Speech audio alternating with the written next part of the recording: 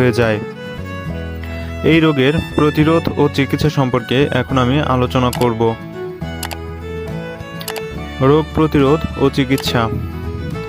Number 1, উপযুক্ত বয়সের পূর্বে যাতে ডিম পাড়া শুরু না করে তার জন্য বাড়ন্ত অবস্থায় নির্দিষ্ট পরিমাণের চেয়ে বেশি খাদ্য ও আলো দেওয়া যাবে না। নাম্বার 2, ডিম পাড়া হাঁসের ঘরে হঠাৎ করে আলো বাড়ানো বা কমানো যাবে না। ফ্লকে সঠিক অনুপাতে হাসা ও হাসি রাখতে হবে।